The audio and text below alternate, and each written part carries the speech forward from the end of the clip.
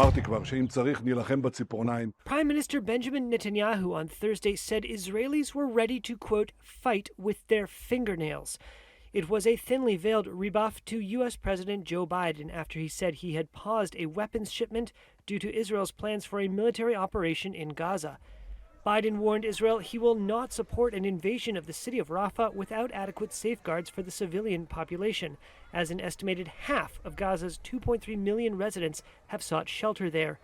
The paused shipment includes several thousand powerful aerial bombs that the White House says are not suitable for warfare in densely populated areas.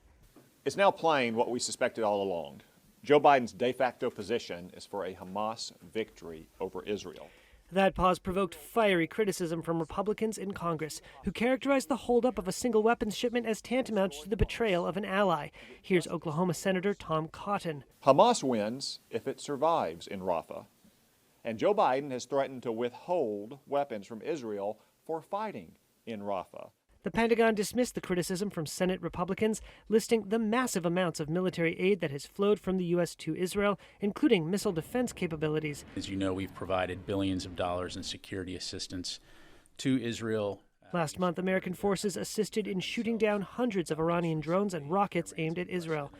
Meanwhile, billions of dollars worth of U.S. weaponry remains in the pipeline for Israel despite the delay. Republican Senator Jim Risch told reporters on Thursday that the U.S. was planning to send tank rounds, mortars, armored tactical vehicles, and more. In the wake of the October 7th attack, where Hamas gunmen killed 1,200 people by Israeli tallies and seized more than 250 hostages, Biden pledged his, quote, ironclad support for Israel. But the Israeli retaliation that has killed 35,000 people in Gaza, according to local health authorities, forced Biden into a difficult spot between supporting an ally and trying to limit the loss of life. Biden has been pressed by international allies and many of his fellow Democrats at home to condition billions in aid to Israel due to the massive death toll from its Gaza assault. And a U.S. official told Reuters those pressures came to a head on an April 4th phone call between the leaders after Israeli forces killed 7 World Central Kitchen volunteers. Biden gave Netanyahu an ultimatum: protect civilians and aid workers, or else U.S. policy would change. And last week, the U.S. acted on it, pausing the delivery of 2,000-pound and 500-pound bombs.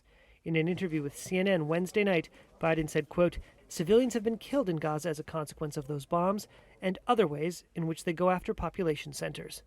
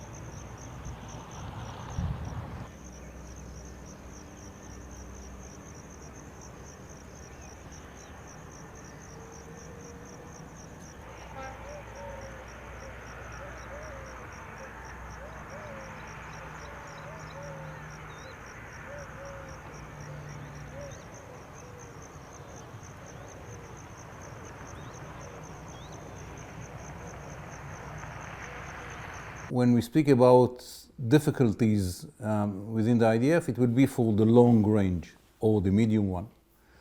For tomorrow war in Gaza or tomorrow war in Lebanon, if will happen, that will not make any difference. We'll have to make a decision, and here the flow of munition from the United States of America is very important for the capabilities of the IDF in this operation.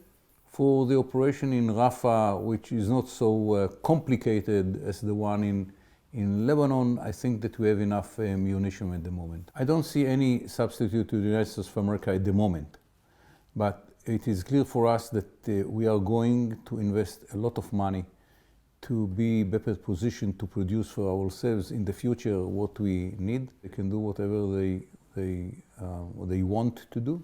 It's a superpower, but at the end they have to take into consideration their interests as well, and it's not the interest of the United States of America to show the world that it's not going hand with hand with one of its allies.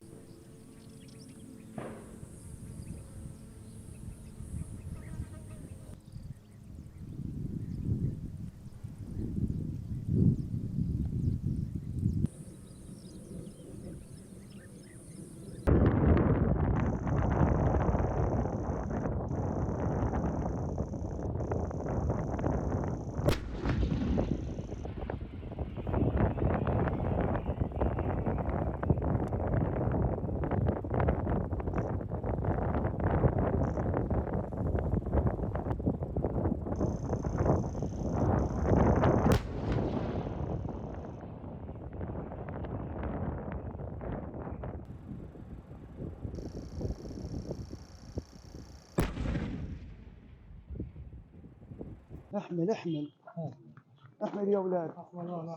بعينكم الله، بعينكم الله. الله يعلم وين بدنا نروح. والله رايحين للمجهول رايحين. حسبنا الله ونعم الوكيل. خذ يا سيدي ودي يا سيدي ودي. يا الله افرجها علينا يا رب، يا رب افرجها علينا. حسبنا الله ونعم الوكيل.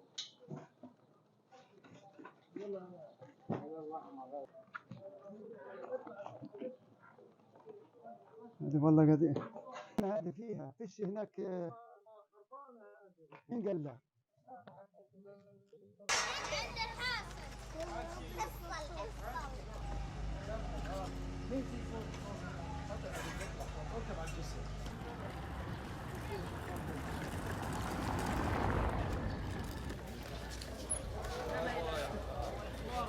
الى الارض